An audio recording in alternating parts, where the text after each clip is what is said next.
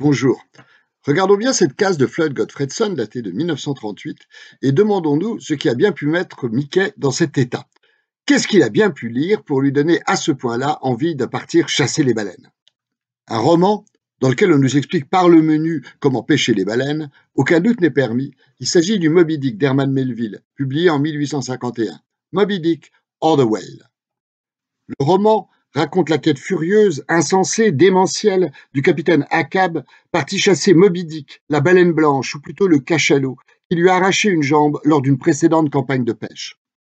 Il entraîne dans sa folie tout l'équipage de son navire, le Pequod, jusqu'au sacrifice ultime, puisqu'à la fin tout le monde périt, à l'exception d'Ismaël, le narrateur du roman.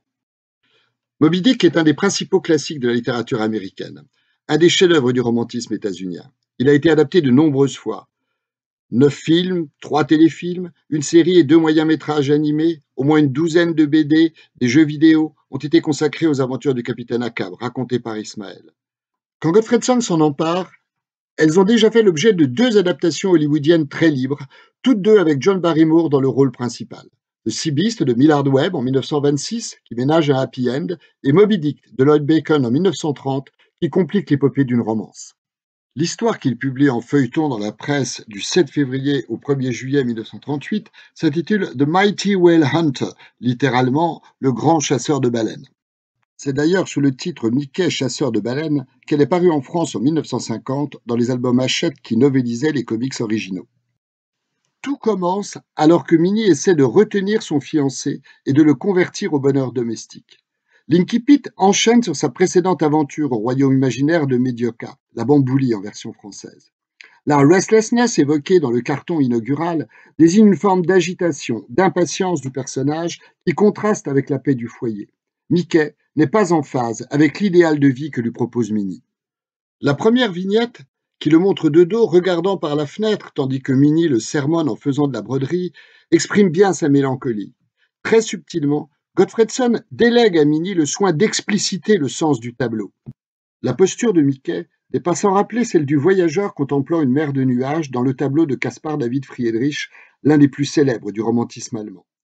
L'aventure dont Mickey se languit apparaît comme une version moderne du sublime qu'illustrait en 1818 la toile de Friedrich.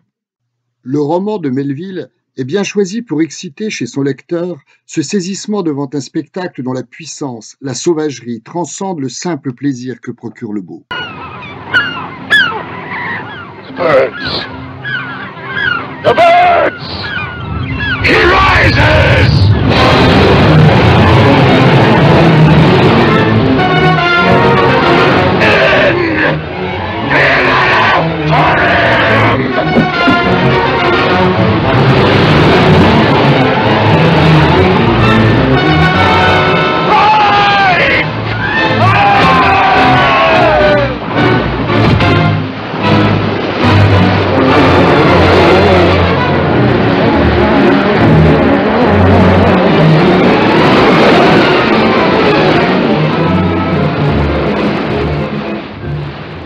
Gottfredson, en fait, ne suggère que l'aventure, c'est du sublime en acte. Mickey cédera bien sûr à son appel et embarquera sur un baleinier pour débarrasser l'océan boréal d'un dangereux cétacé surnommé le vieux Barnet. Il connaîtra même brièvement les plaisirs de la pêche en compagnie de Goofy. Mais qu'on se rassure, il résistera à la folie meurtrière d'un capitaine Ahab. S'il y a un Ahab dans cette histoire, ce n'est pas même le capitaine du baleinier sur lequel il a embarqué. En dépit de cette perpétuelle colère, celui-ci n'est au fond qu'un brave homme criblé de dettes qui chasse le vieux Barnet pour empocher une prime. Le nom de son navire, Lady Daffodil, littéralement Madame Jonquille, dit assez qu'il est d'instinct débonnaire. Non, le capitaine Ahab ici, ou plutôt celui qui en tient lieu, c'est le méchant emblématique du Disneyverse, Peg Leg Pip, en français patibulaire. Lui est un vrai tueur, un ennemi des baleines. Le nom de son bateau l'affiche, l'orque. En un mot, il est leur prédateur. À travers lui, Gottfredson tempère l'héroïsme du roman de Melville en jetant l'opprobre sur une passion aussi périlleuse que brutale et même cruelle. Il en fait avant l'heure une exaction. L'aventure ne saurait sombrer dans la sauvagerie. Le système axiologique mis en place par Gottfredson est tout entier orienté par le souci d'exonérer Mickey et ses compagnons des fautes imputables à Ahab ou patibulaires. Pour y parvenir, Il euphémise la représentation de la pêche en partie de plaisir.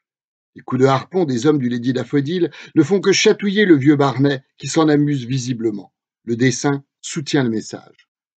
Mickey, bien sûr, tout comme le jeune lecteur, se prend de sympathie pour le cachalot. Dès lors, il lui faut opérer la synthèse de sa mission et des valeurs toutes positives qu'il véhicule. Il lui faut débarrasser les eaux poissonneuses de cet hôte encombrant sans le tuer. Le monstre n'est pas ce que tout le monde croyait. La cruauté à son égard n'est pas une option. Il y parviendra en libérant son amoureuse qu'il a découverte prisonnière des icebergs. Elle est blanche évidemment, comme Moby Dick. Même le monstre de Melville est réhabilité. Les deux cachalots qui n'avaient rien à faire dans ces eaux pourront dès lors rentrer chez eux et le capitaine du Lady Daffodil empocher sa prime aux grandes dames de Patibulaire. Tout est bien qui finit bien. L'amour a le dernier mot. On pouvait croire avec Midi qu'il s'accommodait mal de l'aventure. C'était oublier que chez Disney, il triomphe toujours.